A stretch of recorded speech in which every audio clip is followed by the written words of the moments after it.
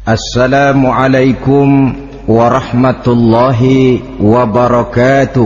Waalaikumsalam warahmatullahi wabarakatuh. Bismillahirrahmanirrahim. Alhamdulillahi rabbil alamin. Wassalatu wassalamu ala ashrafil anbiya'i wal mursalin, Sayyidina wa maulana Muhammadin wa ala alihi wa sahbihi ajma'in, amma ba'du. Saudara-saudara hadirin, ma'asyiral muslimin rahimakumullah. Salah satu dari rukun iman yang 6 mengajarkan kepada kita untuk beriman dengan adanya hari akhirat, hari yang dimulai dengan kehancuran alam ini, yang dalam istilah kerennya disebut the last day of the world, di mana air laut tumpah ke darat, planet-planet bertabrakan, gunung meletus, bumi gempa, lalu semua yang bernama hidup mati. Terjadilah kebangkitan setelah mati itu dalam kehidupan yang disebut kehidupan akhirat. Pada kehidupan akhirat itu Allah jelaskan dalam surah Abasa ayat 34, Yauma yafirrul mar'u min akhihi wa ummihi wa abihi wa sahibatihi wa banihi likulli imri'in minhum yawma idzin sya'nun yughnih. Hari di mana setiap orang akan lari dari saudaranya, dari ibunya dan bapaknya, dari istrinya dan anak-anaknya. Setiap orang pada hari itu disibukkan oleh persoalannya sendiri-sendiri, sehingga sangat boleh jadi hari itu orang tua tidak lagi sempat memikirkan anaknya, seorang suami tidak lagi sempat memikirkan istrinya, seorang teman pun tidak akan sempat memikirkan teman. Tiap orang sibuk dengan persoalannya sendiri-sendiri untuk mempertanggungjawabkan kegiatan hidupnya ketika di dunia ini. Dalam keadaan semacam itu, di mana orang disibukkan dengan persoalannya masing-masing, ada 7 golongan manusia yang mereka tenang-tenang saja. Orang lain bingung, mereka kalem. Orang lain kepanasan, mereka mendapat keteduhan. Siapa mereka? Inilah yang akan kita jadikan pembicaraan pada pertemuan kita kali ini. Bersumber dari sebuah hadis di mana bersabda Rasulullah sallallahu alaihi wasallam, Sab'atun yuzilluhumullahu yawma la zilla illa zilluh. Ada 7 golongan manusia, kata beliau, yang di akhirat nanti akan langsung mendapat perlindungan dari Allah.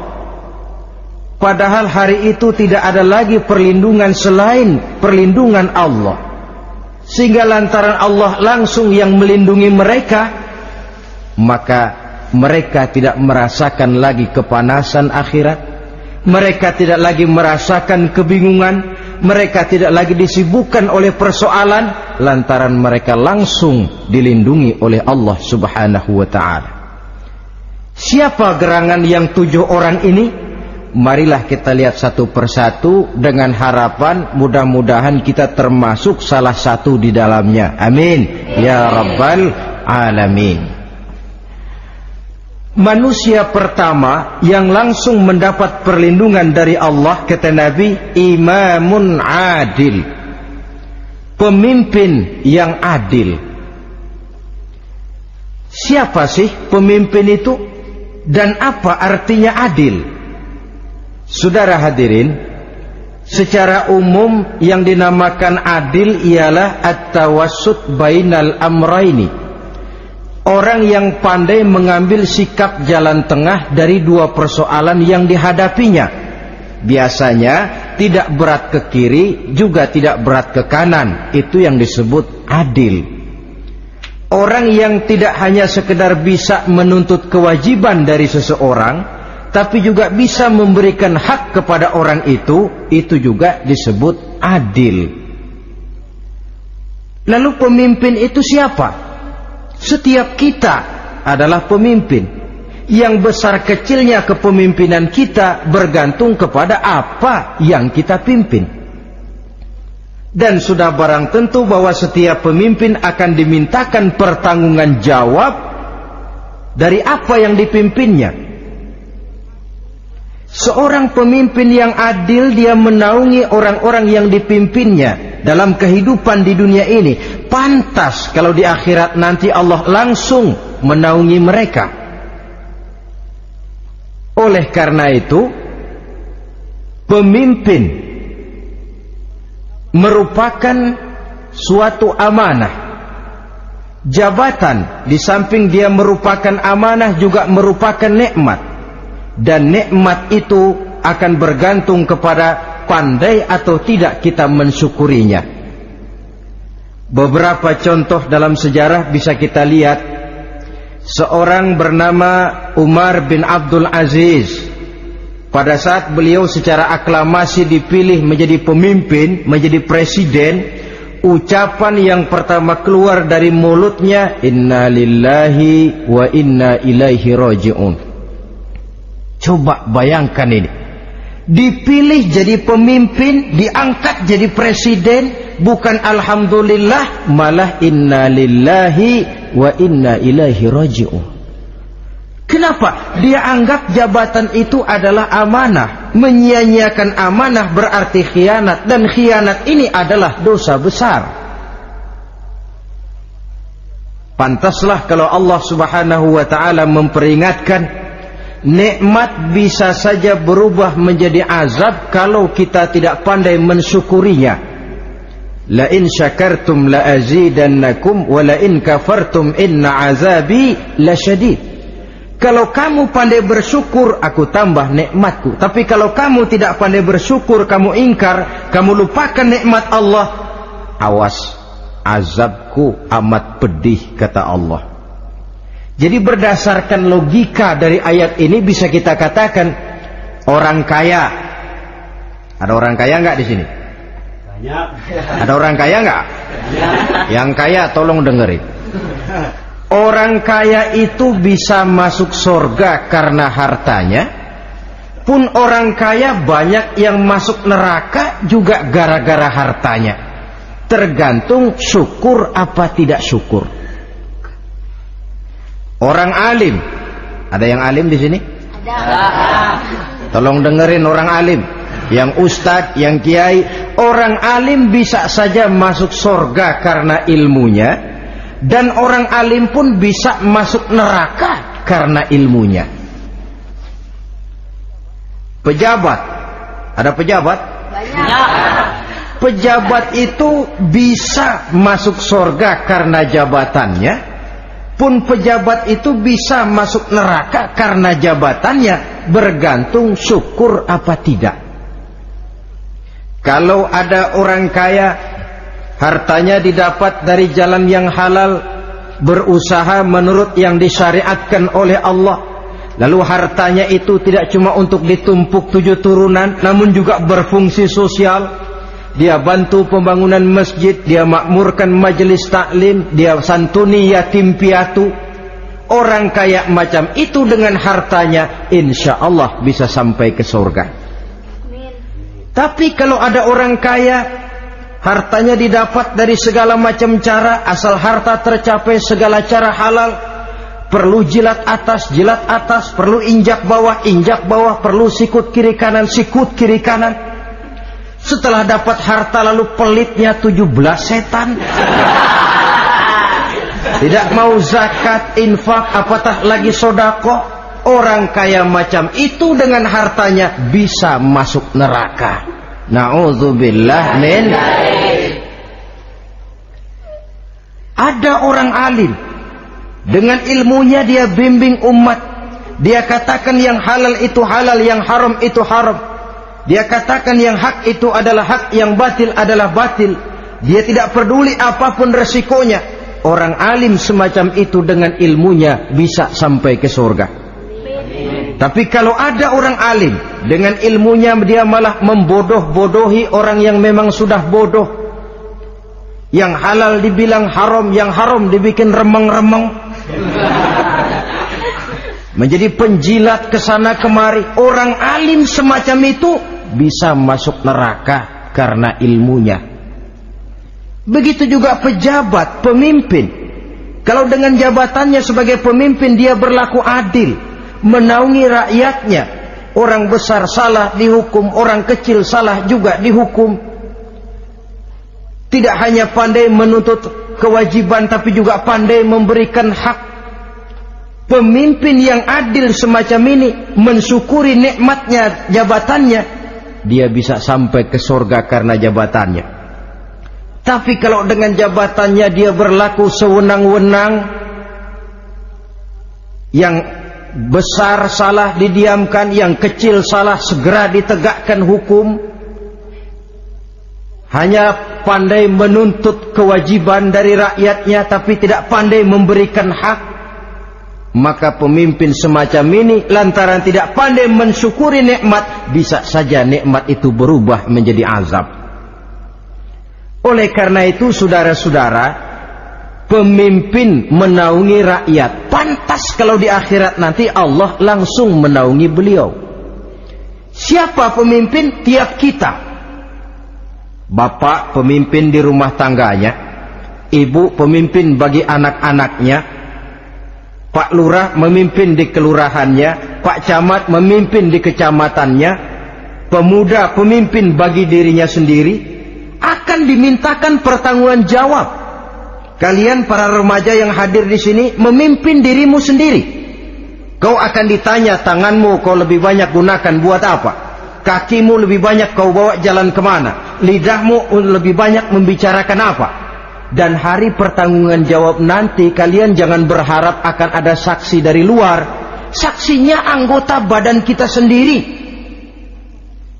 Dalam surah Yasin Allah jelaskan, Al-yawma nakhtimu ala afwahihim wa tukallimuna aydihim wa tashhadu arjuluhum bima kanu yaksibun. Ada kan di surah Yasin? Ayat berapa? Pokoknya Yasin dah.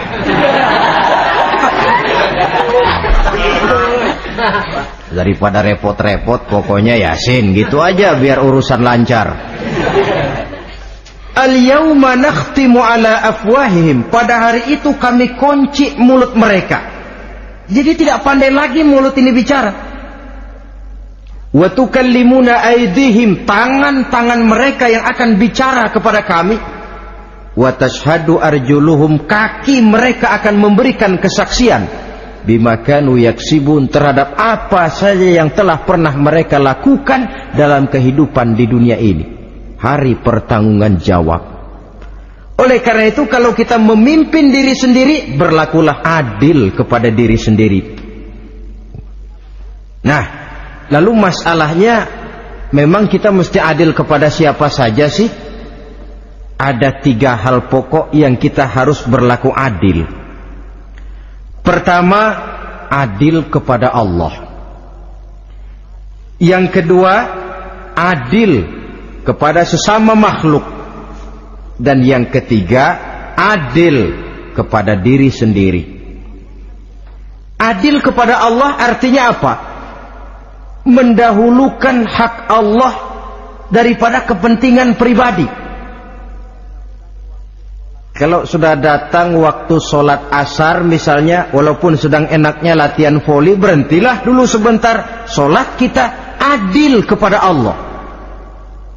Adil kenapa? Dalam contohnya dengan sholat misalnya, sholat itu kan sehari semalam 5 waktu yang wajib. Betul apa betul? Betul. 5 waktu. Lah sholat itu, kalau sholat bagus, taruhlah 7 menit. Kalau sholatnya itu kilat, 4 menit. Ada lagi yang kilat khusus, nggak pakai perangko, 2 menit barangkali selesai. Taruhlah 5 menit kita ambil yang bagus. Kalau 5 waktu kali 5 menit kan cuma 25 menit. Sementara Allah memberikan kita hidup ini 24 jam sehari semalam. Cuma 25 menit diminta untuk ibadah kepadanya. Tidak sanggupkah kita berlaku adil? 25 menit ini untuk menghadapmu ya Allah, sementara engkau telah memberikan restannya 23 jam 35 menit untuk hidup dalam sehari semalam. Mendahulukan hak Allah daripada kepentingan pribadi. Adil kepada Allah. Adil kepada yang kedua, adil kepada sesama makhluk. Adil kepada manusia, adil kepada binatang, adil kepada alam. Yang kalau prinsip keadilan itu kita langgar akan membawa efek bagi diri kita juga. Manusia sekarang kan tidak adil kepada alam. Misalnya apa? Hutan ditebangi secara liar, gunung-gunung menjadi gundul. Akibatnya ketika turun hujan terjadi erosi, banjir melanda kemana-mana, tanah longsor terjadi. Akibatnya terkena manusia juga kalau mereka sudah tidak menjaga keseimbangan alam ini. Adil kepada orang lain, apakah itu namanya tetangga, teman, keluarga. Dan yang ketiga, adil kepada diri sendiri. Bagaimana pengertiannya? Mata ini punya hak untuk tidur, begadang terus tiap malam, tidak adil kepada mata. Nah, ini yang ketawanya paling kencang pasti tukang begadang ini.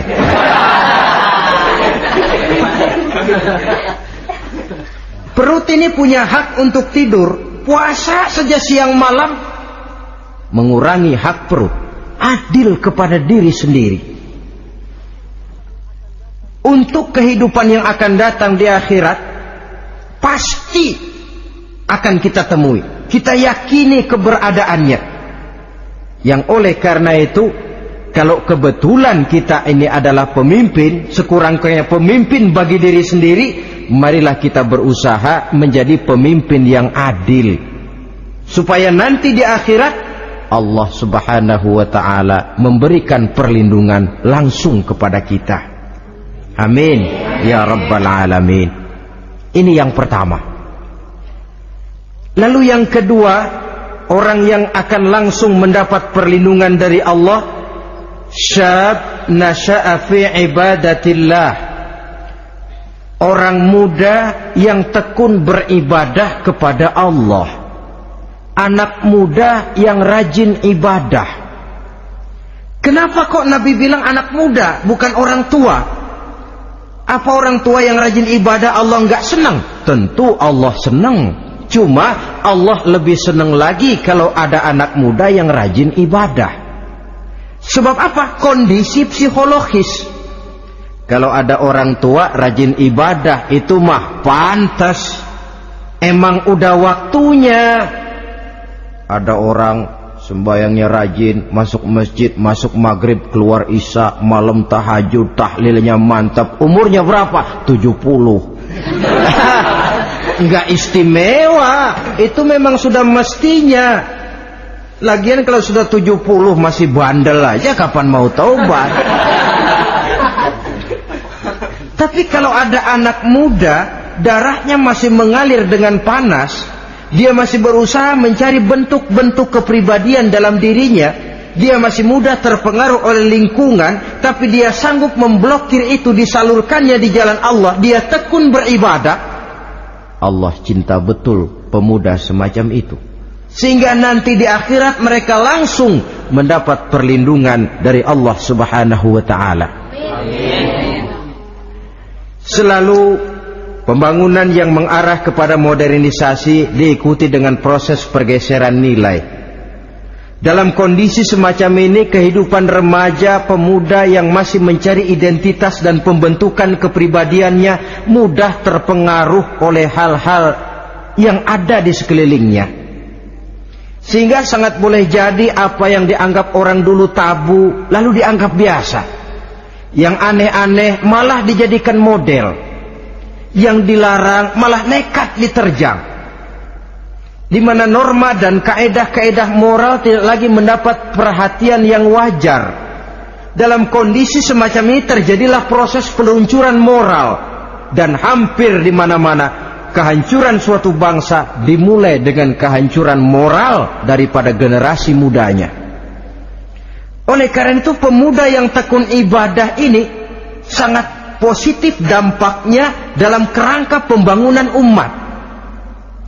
Pak, ibadah itu apa sih? Kalau jadi pemuda yang tekun ibadah, apa kemana-mana mesti bawa tasbih? Mungkin. Apa mesti pakai peci terus? Boleh jadi. Apa kemana-mana mesti pakai kain sarung? Ya tidak juga.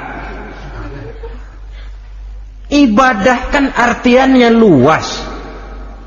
Segala perbuatan yang diperintah dan karenanya bertujuan mencapai ridho Allah, itu bernama ibadah.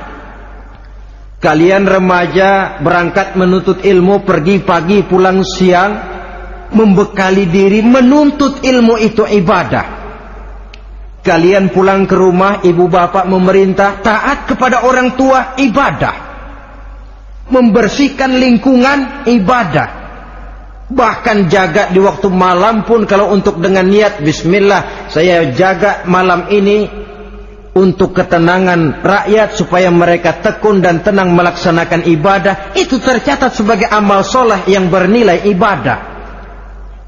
Jadi tidak cuma sekedar sujud, tidak cuma sekedar baca Quran, seluruh aspek kehidupan manusia yang diperintah Allah dan yang bertujuan mencari ridho Allah itu bernilai ibadah. Pemuda yang tekun melaksanakan ibadah kepada Allah, apalagi terutama adik-adik remaja yang hadir pada kesempatan ini, masa muda itu masa yang paling indah memang. Sampai orang Kulon bilang there is not delightful memorize. Ya Barat itu kan Kulon. Saya lebih senang pakai orang Kulon saja. There is not delightful memorize and then the youth moment. Bahwa tidak ada masa yang lebih indah selain masa muda. Tapi masa muda yang katanya indah itu sebentar. Sebentar sekali. Kalau kita tidak pandai memanfaatkannya dengan sebaik-baiknya, boleh jadi dia akan hilang tanpa sesuatu yang ada artinya buat hari depan. Dan hari depan itu sebagian besar ditentukan oleh masa muda sekarang ini. Karena itu kepada yang muda saya berpesan, pergunakanlah masa muda itu dalam ketekunan beribadah kepada Allah. Ibadah dalam artian yang seluas-luasnya.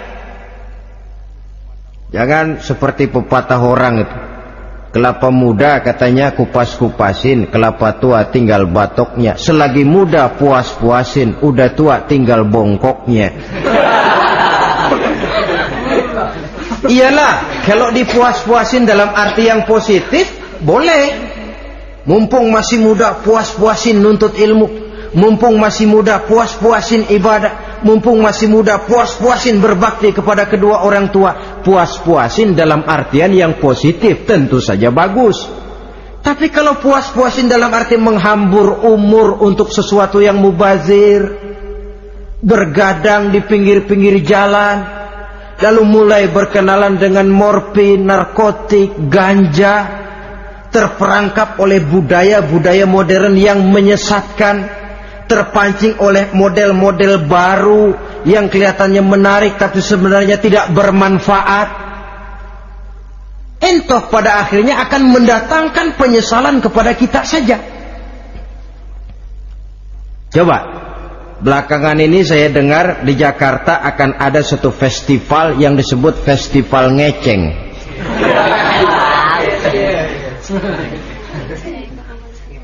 Ngeceng ini kalau bahasa gampangnya nampang. Jadi itu biasanya muda-mudi diri di pinggir-pinggir jalan, pakai kacamata hitam, pakaian warna-warni, rambut dicat sedemikian rupa supaya menarik perhatian. Mereka diri di pinggir-pinggir jalan, nampang, istilah ngepopnya ngeceng katanya. Oh, ini mau diadakan festival, secara langsung atau tidak, festival ini kan mempopulerkan ngeceng jadinya. Yang tadinya orang awam nggak kenal, lantaran diangkat ke permukaan jadi terkenal. Kalau sudah terkenal lalu jadi mode. Kalau sudah jadi mode, latahan. Boleh jadi nanti akhirnya ngeceng masuk desa. Bukan cuma sekedar ABRI masuk desa, bukan cuma sekedar koran masuk desa, ngeceng pun bisa saja masuk desa. Banyak saluran-saluran positif yang sesuai dengan kreativitas jiwa remaja, ketimbang mengadakan sesuatu yang tidak ada manfaatnya, ketimbang menghabiskan umur untuk sesuatu urusan yang mubazir. Sedangkan umur bukan jatah gratis tanpa batas waktu. Ada pertanggungan jawab. Umurmu kau habiskan di mana? Masa mudamu kau selesaikan di mana? Itu akan dimintakan pertanggungan jawab. Nah, pemuda yang tekun ibadah kepada Allah, dampak positifnya apa? Dia punya sandaran vertikal kepada Allah. Jiwanya besar, jiwanya mandiri. Dan ini yang kita perlukan. Pemuda yang siap jadi pelopor, bukan pengekor. Pemuda yang sanggup mandiri dan bukan membanggakan keturunan leluhurnya. Kata pepatah, wa khairun nasi dzu syarafin qadimin aqama li nafsihi syarafan jadida wa syarrun nasi dzu khumulin idza fakhartahum zakarul jaduda. Generasi yang baik adalah generasi yang punya kejayaan masa lalu, dan buat mereka sendiri mereka mampu mendirikan kejayaan yang baru. Artinya nenek moyangnya memang orang-orang terhormat, tapi dia mampu mandiri mendirikan kehormatan itu bagi pribadinya.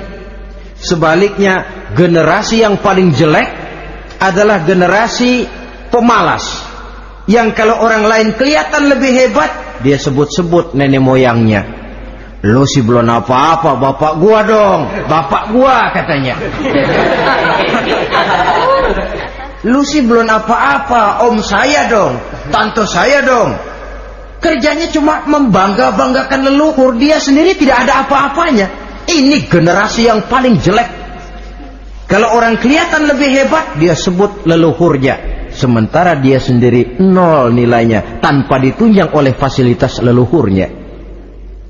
Pasukan pemuda mandiri macam ini yang kita perlu.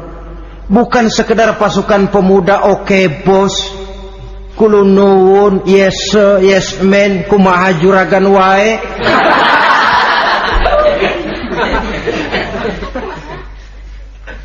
Dan terus terang kita miskin dengan pemuda yang mandiri, yang punya kepribadian, yang berani berkata ya terhadap yang benar dan berani berkata tidak terhadap yang tidak benar.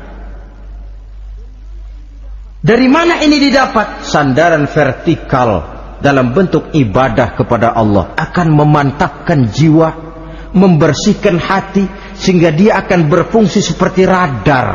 Sandaran vertikalnya cuma kepada Allah. Inilah dampak positifnya. Karena itu, tentu saja kita berharap sekurang-kurangnya pemuda-pemudi yang hadir pada kesempatan ini menjadilah pemuda-pemudi yang tekun beribadah kepada Allah. Amin. Amin.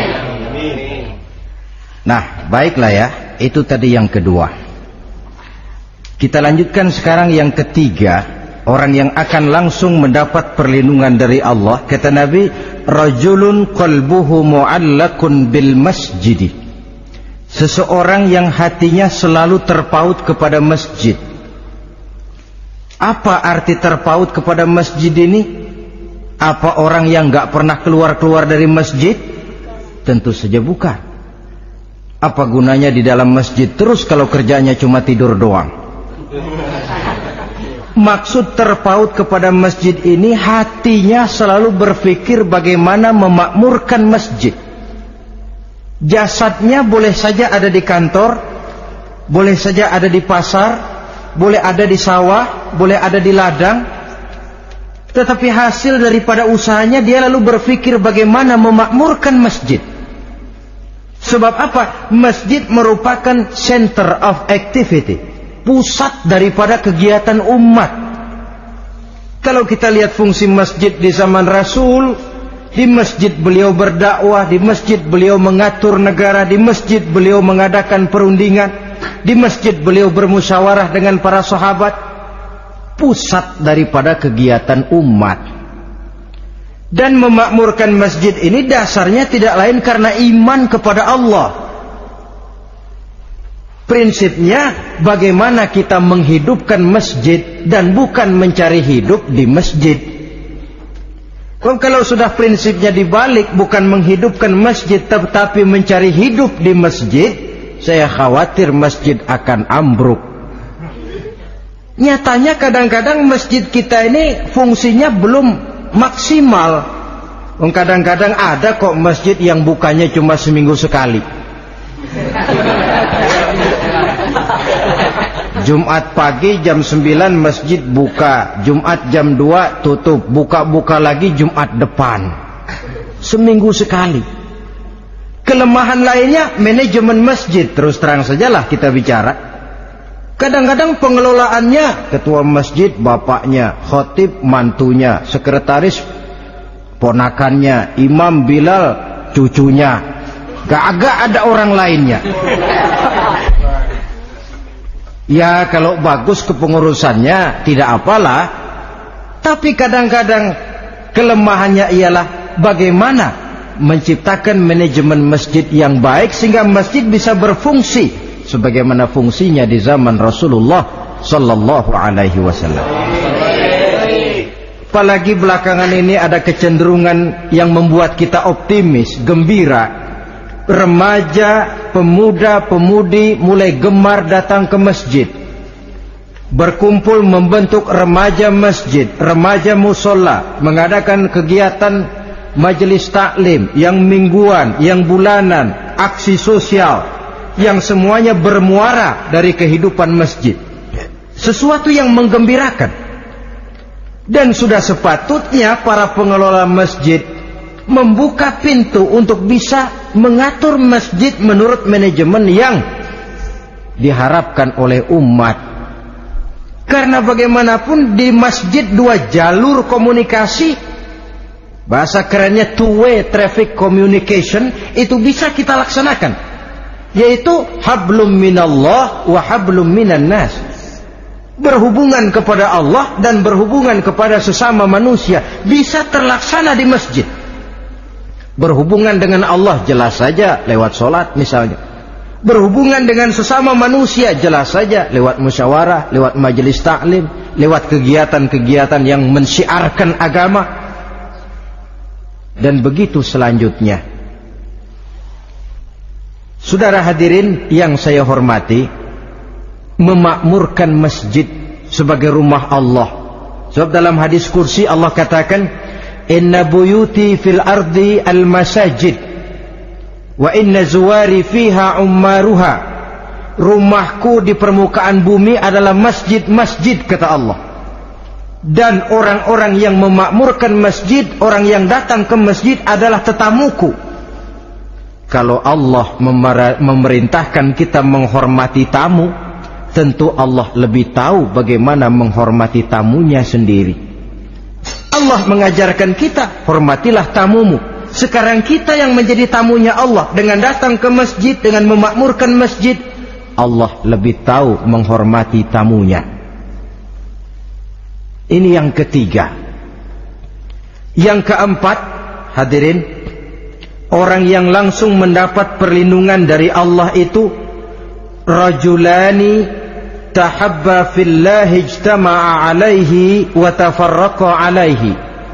Dua orang yang menjalin persaudaraan, yang bertemu dan berpisah karena Allah, bersaudara karena Allah, bukan karena orang punya pangkat tinggi lalu kita temani, bukan karena orang kaya lalu kita dekati, tetapi karena Allah. Kau di jalan Allah, mari kau saudara saya. Kau keluar dari jalan Allah, maaf sajalah, bawalah dirimu sendiri, saya akan membawa diri saya. Lebih baik sendiri daripada berteman jahat. Berdua memang lebih baik daripada sendiri, tapi sendiri lebih baik daripada berteman jahat. Maksudnya apa ini? Sederhana. dalam benci, sederhana dalam cinta. Ukurannya Allah. Al-Quran mengisyaratkan, wa asa an tuhibbu syai'an wa huwa syarrul lakum, wa asa an takrahu syai'an wa huwa khairul lakum. Sangat boleh jadi, kata Allah, kamu menyenangi sesuatu padahal akibatnya tidak baik bagi kamu. Dan sangat boleh jadi kamu membenci sesuatu padahal akibatnya baik bagi kamu. Nah, mari kita lihat. Kalau orang bersaudara cuma karena temannya itu punya pangkat tinggi, saya yakin kalau temannya pensiun, persaudaraannya akan selesai sampai di situ. Kalau kita mencari teman cuma karena dia kaya, satu saat dia jatuh bangkrut, jatuh miskin, persaudaraan akan selesai sampai di situ. Tapi kalau karena Allah yang bisa memisahkan kita apabila orang sudah keluar dari jalur yang diridhoi oleh Allah Subhanahu wa ta'ala. Oleh karena itu, kepada semua hadirin, mari menjalin persaudaraan dalam bentuk ideal yang diajarkan oleh Islam. Nilai persaudaraan yang diikat oleh akidah. Kalaupun harus benci, bencilah sederhana, tidak habis-habisan ngebenci orang. Kalaupun harus cinta, cintalah sederhana. Boleh jadi yang hari ini kita benci bukan main, besok kita senangi. Mungkin yang hari ini kita cintai mati-matian, besok sudah berubah menjadi yang kita benci. Sederhana saja, tidak usah berlebih-lebihan. Kalau nilai persaudaraan yang diajarkan ini bisa kita wujudkan, persaudaraan yang diikat dengan nilai akidah, maka dari persaudaraan semacam itu insya Allah kita bisa berbuat banyak untuk kepentingan diri, keluarga, masyarakat kita pada umumnya.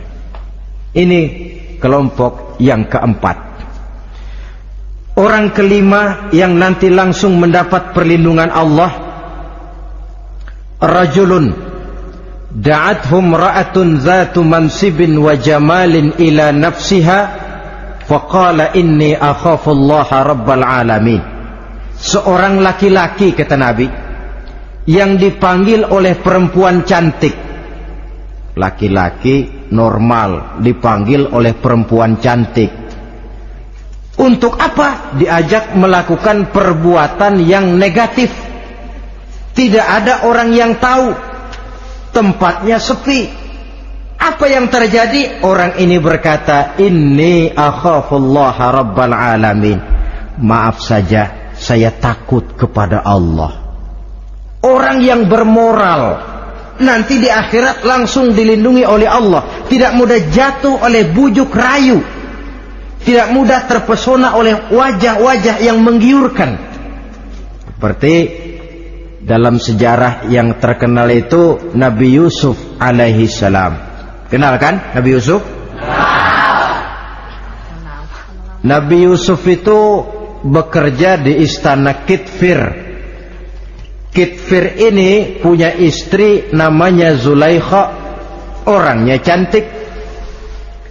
Diam-diam Zulaikha ini rupanya naksir sama Yusuf. Satu hari suaminya tidak ada di rumah, pintu dikunci-kunciin. Setelah pintu semua terkunci, dia panggil Nabi Yusuf, "Hai Talak, Yusuf, sini." Kata Yusuf, "Mau ngapain?" "Pokoknya sini." "Iya, mau ngapain?" "Iya, kayak orang-orang, ngapain sih?"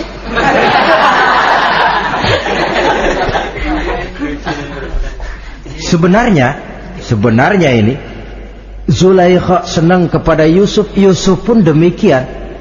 Walaqad hammat bihi wa hamma biha. Zulaikha menyenangi Yusuf, Yusuf pun menyenangi Zulaikha. Tapi apa? Walaula an ra'a burhana rabbih. Andai kata Yusuf tidak melihat peringatan Tuhannya, letter S. Yusuf, ini bukan pekarangan ente, dilarang parkir di sini.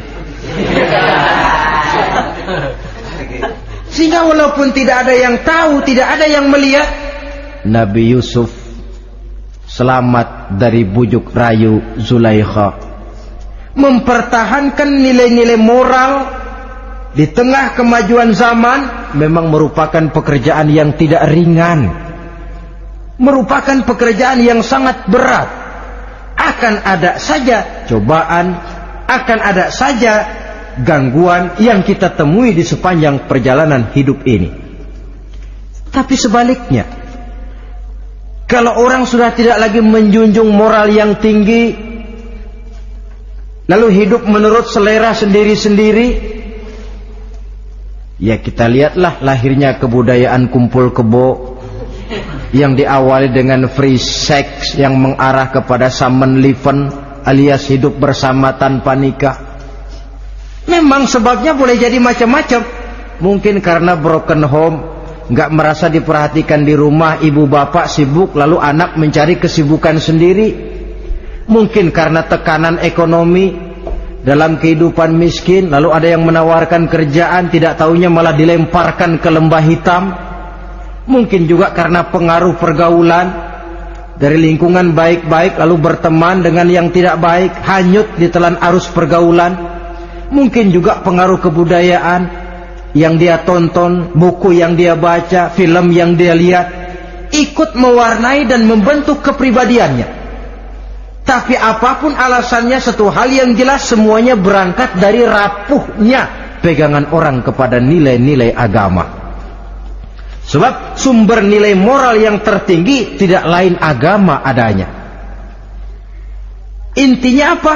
Intinya tidak lain, orang yang beragama itu meyakini bahwa kemanapun dia pergi, dimanapun dia berada, Allah selalu melihat yang dia lakukan.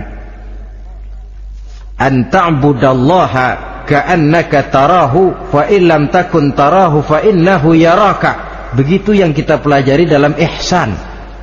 Engkau beribadah kepada Allah seolah-olah kau lihat Allah. Kalaupun Allah tidak kau lihat, yakinlah Allah melihatmu. Jadi kalau saya sendiri, yang kedua itu Allah.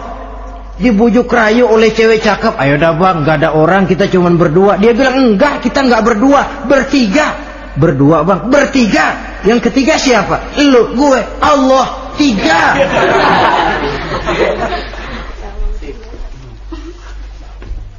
Di kantor mau korupsi, dia kasak kusuk, gerasak gerusuk cari apa yang seharusnya menjadi hak orang lain. Tidak ada yang lihat, tapi dia tidak sendiri. Saya berdua. Yang kedua, Allah. Merasakan kehadiran Allah dekat dalam hidup.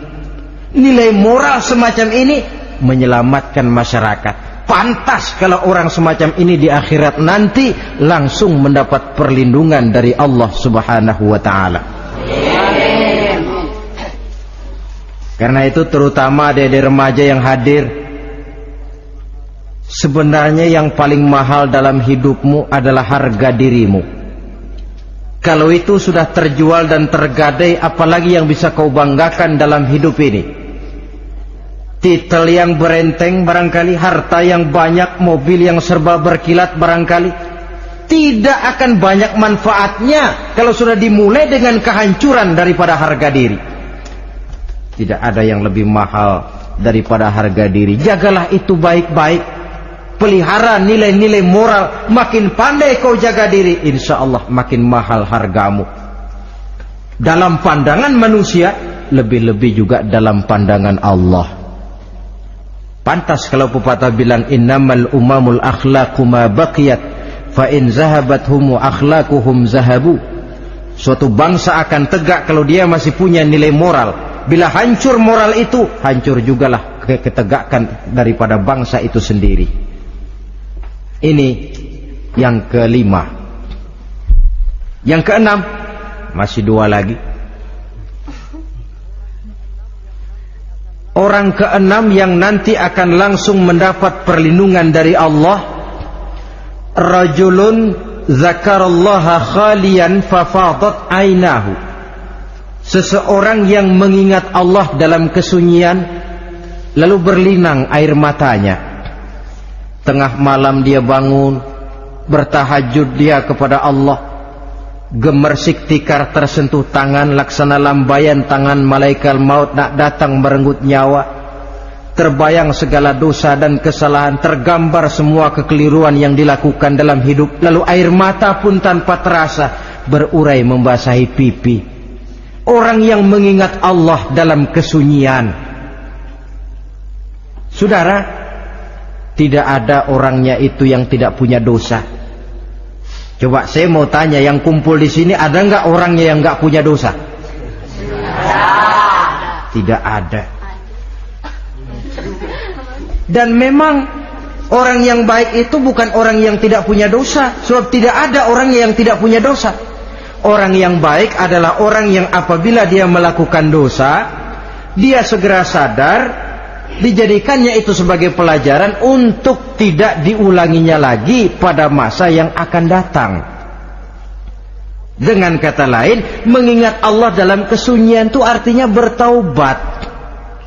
Ini kan anak muda sekarang ini kalau diajak bicara taubat, taubat mah urusan 70 ke atas, Pak. Kita ini masih lama. Padahal masalah taubat bukan masalah tua. Masalah taubat adalah masalah dosa, dan masalah dosa adalah masalah manusia sejak dia akil balik sampai dengan kehidupannya yang sekarang. Sengaja atau tidak, besar atau kecil, ringan atau berat, tiap kita mesti mempunyai yang namanya dosa. Allah Maha penerima taubat sepanjang nafas belum sampai di kerongkongan. Jikalau nafas sudah sampai di tenggorokan, baru kita mau melaksanakan yang namanya taubat. Kasihlah itu.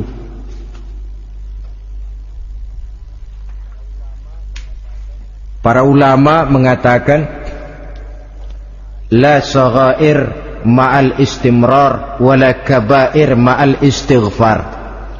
Tidak ada dosa kecil kalau ditumpuk terus, dan tidak ada dosa besar kalau diikuti dengan istighfar, permohonan ampun kepada Allah. Jadi jangan menganggap ini dosa kecil, ini dosa kecil, ditumpuk-tumpuk lah jadi gede juga. Tidak ada dosa yang kecil kalau dikerjakan terus-menerus, dan tidak ada dosa yang besar kalau diiringi dengan istighfar. Dalam kehidupan ini apabila dosa sudah bertumpuk, maksiat merajalela, munkarat menjadi jadi, Allah tidak akan segan-segan menurunkan azab. Azabnya itu bisa dalam bentuk bencana alam, banjir namanya, kebakaran merajalela namanya, gempa bumi namanya, bendungan pecah namanya, reaktor atom bocor namanya. Namanya boleh jadi macam-macam. Sebab apa? Al-Quran memberikan jaminan, wa ma kana Allahu liyu'adzibahum wa hum yastaghfirun. Allah tidak akan menurunkan azab selama di tengah masyarakat manusia masih banyak orang yang istighfar kepada Allah. Jadi hakikatnya kita ini berhutang jasa kepada orang yang rajin sujud, rajin mohon ampun kepada Allah. Lantaran mereka barangkali azab tidak diturunkan oleh Allah kalau melihat banyaknya sudah munkarat dan maksiat. Mengingat Allah dalam kesunyian, tengah malam, waktu yang mustajabah, terutama sepertiga malam yang akhir, situasinya lain. Gak percaya boleh coba lah, nyoba kan gak bayar. Coba kalian bangun tengah malam, tahajud, kalian akan menemukan satu suasana yang lain daripada misalnya kalau kalian sembahyang zuhur tengah hari panas terik di tengah banyak orang. Hati bergetar. Segala kekeliruan yang pernah kita kerjakan lalu terbayang, dan air mata tanpa terasa, tanpa diundang bahkan berurai membasahi pipi. Ya Allah, alangkah nikmatnya suasana macam itu, menciptakan perasaan dekat dengan Allah, terwujud kedamaian batin. Dan ini yang banyak dicari orang sekarang, yang kadang-kadang karena terlalu ingin mencari kedamaian lalu keliru jalan, yang bertapa di gua-gua katanya nyepi dari kehidupan manusia, memencilkan diri dengan cara-cara yang mereka atur sendiri. Tidak macam itu. Quran punya resep. Ala inna bi dzikrillahi tatmainnul qulub. Ketahuilah, dengan banyak mengingat Allah, hati menjadi tenang, jiwa menjadi lapang, pikiran menjadi damai. Ini resep Islam untuk mencapai ketenangan jiwa. Mengingat Allah dalam kesunyian. Saudara hadirin yang saya hormati, ini aspek daripada ibadah. Jadi dengan kata lain, masalah Mengingat Allah dalam kesunyian, mengingat dosa, bukan urusan orang tua, tapi masalah manusia. Siapapun adanya, sejak dia akil balik, mesti entah kecil besar, entah sedikit entah banyak, ada kesalahan yang dilakukannya. Karena itu, kalau kita masih diberikan kesempatan untuk hidup, artinya Allah masih memberikan kesempatan kepada kita untuk memperbaiki diri. Nanti kalau sudah sangkakala ditiup, alam hancur seperti yang saya jelaskan di awal tadi, sudah tidak sempat lagi, yang tinggal menyesal. Ada yang meratap lalu berkata, ya laitani kuntu turaba. Dalam Quran, aduh andai kata kita bisa balik jadi tanah aja dah dulunya, jangan jadi orang. Kalau dulu kita tetap jadi tanah mah nggak tanggung jawab apa-apa. Dijadiin orang sekarang mesti tanggung jawab. Bagaimana ini? Bingung. Ada yang berkata, ma aghna anni maliyah halka anni sultaniyah. Ternyata harta yang saya bangga-banggakan tidak bawa manfaat hari ini. Ternyata jabatan yang pernah saya duduki malah merusak saya hari ini. Tinggal lagi penyesalan karena kelalaian memanfaatkan waktu hidup dalam kehidupan di dunia ini. Karena itu pandai-pandailah membagi orientasi. Ada saatnya kita sibuk tenggelam dalam berbagai urusan dunia, lain saat tenggelam dalam kefanaan dan kesunyian, membekali diri untuk kehidupan akhirat nanti. Sebentar meninggalkan dunia, rekes kepada Allah, mi'raj, naik menghadap Allah, supaya terwujud keseimbangan untuk mencapai fid dunya hasanah wa fil akhirati hasanah. Kebahagiaan dan kebaikan di dunia maupun di akhirat nanti. Inilah golongan yang keenam, orang yang langsung mendapat perlindungan Allah, yang mengingat Allah dalam kesunyian. Yang ketujuh, yang terakhir, orang yang langsung mendapat perlindungan dari Allah di akhirat nanti, rajulun tasaddaqa bi sadaqatin fa akhfaha hatta la ta'lama shimaluhu ma tunfiqu yaminuhu. Seseorang yang bersedekah, lalu dia ikhlas dengan sedekahnya sehingga tangan kirinya tidak tahu apa yang diberikan oleh tangan kanannya. Orang yang pemurah, orang yang menyadari bahwa apapun yang dia punya dalam hidup ini cuma sekedar titipan. Fungsinya lalu seperti keran, menyimpan air tapi untuk disalurkan lagi kepada orang yang memang memerlukannya. Alangkah nikmatnya kalau Allah memberikan kepercayaan kepada kita untuk menjadi penyalur, distributor rezeki. Kalau kita ingat kemari, berpikir ke sini, kita tidak akan sayang lagi. Enak saja yang peras keringat banting tulang cari rezeki saya, sampean datang-datang mau minta. Lah, mungkin rezeki dia tapi lewat tangan kita. Satu kehormatan dari Allah kalau kita dijadikan seperti keran, menyimpan air tapi tidak untuk dirinya sendiri, disalurkannya kepada orang-orang yang memang memerlukannya. Tidak ada orang jatuh bangkrut lantaran bersikap pemurah, dan tidak ada orang jadi kaya raya lantaran dia bakhil atau pelit bin kikir alias medit.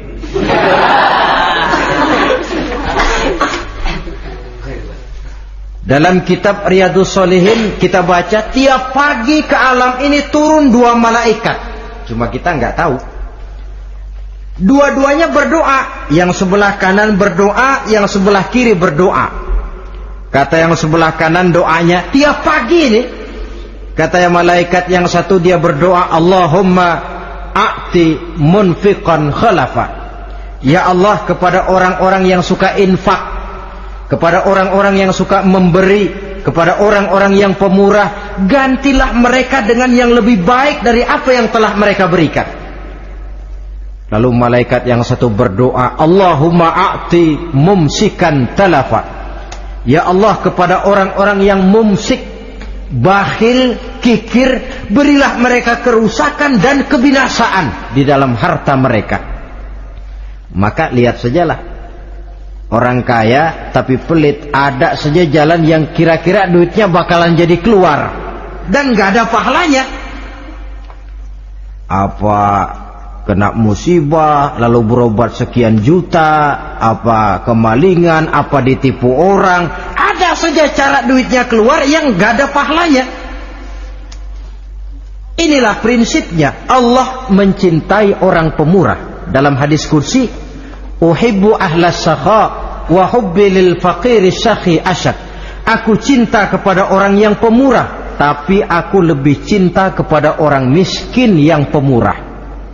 Orang kaya pemurah Allah cinta, orang miskin pemurah Allah lebih cinta. Kenapa? Nilainya lain. Orang kaya sedekah 500, orang miskin sedekah 500, sama 500-nya, tapi saya yakin pahalanya lebih besar buat si miskin. Kenapa? Buat orang kaya 500 apa artinya? Sekelebatan. Buat si miskin 500 dia mesti peras keringat banting tulang, tapi dia berani memberi seperti beraninya orang kaya. Nilai ini yang dilihat oleh Allah.